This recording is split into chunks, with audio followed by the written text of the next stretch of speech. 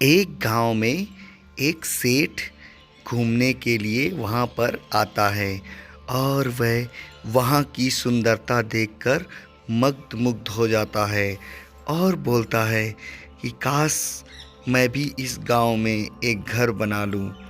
और वह इधर उधर गांव के घर देखने लगता है। उसे गांव बहुत ही पसंद आता है।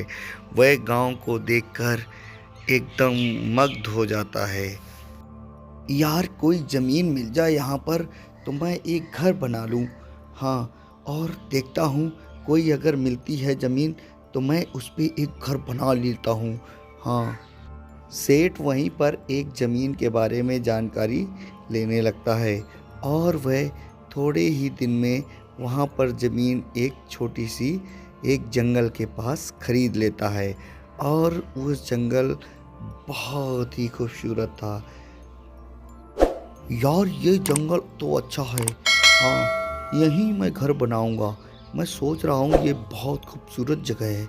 मैं यहीं पे एक घर पक्का बनाऊंगा। और वह वहाँ की ज़मीन को निहारता रहता है और वह लेबर से बात करने के लिए अपने घर की तरफ चल देता है। उसी ज़मीन के नीचे एक चुड़ैल का घर था और वह चुड़ैल उस ज़मीन के नीचे घर बनाकर रहती थी। वह वहाँ पर आराम से सोती और जैसे ही दिन होता फिर निकलती।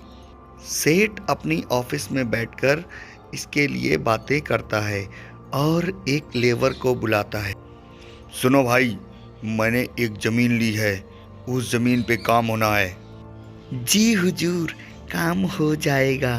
हाँ, आप मुझे जगह बता दो, हम काम करना शुरू करवा देंगे। हम ईंटें वहाँ पे भिजवा देंगे। लेबर वहाँ पे ज़मीन देखने के लिए सेठ के साथ चल देता है और वह ईंटें अपनी बैलगाड़ी में लादकर वहाँ पर पहुँच जाता है और ईंटें वहाँ पर इकट्ठा कर देता है और इकट्ठा करके वह बोलता है, सेठ जी ने तो जगह बहुत अच्छी ली है, बहुत ही सुंदर जगह है। चलो ईंटें यहीं पर रख देता हूँ और ईंटें रख कर चलता हूँ, कल से आके काम करूँगा। और वह ईंटें रखकर वहाँ से चला जाता है।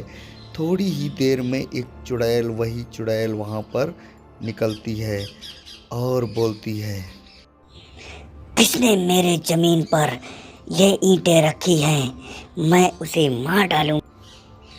और वह चुड़ैल सारी ईंटें वहाँ से फेंक देती है। और जब वह लेबर दूसरे दिन आता है तो बोलता है, यार मैं तो कल ईंटें यहीं पर रख के गया था, पता नहीं ईंटें कौन उठा ले गया। यह सारी बात वह सेठ जी से बताता है और सेठ जी को बताकर बोलता है, सेठ जी पता नहीं कौन वहाँ से ईंटें फेंक दिया। सेठ जी बोलते हैं, चलो कल मैं चलूँगा, देखता हूँ कौन ईंटें फेंकता है।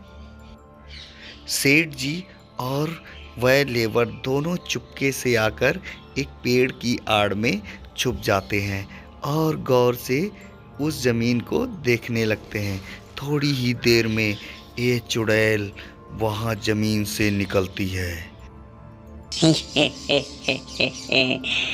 आज कोई यहाँ पर लगता है नहीं आया।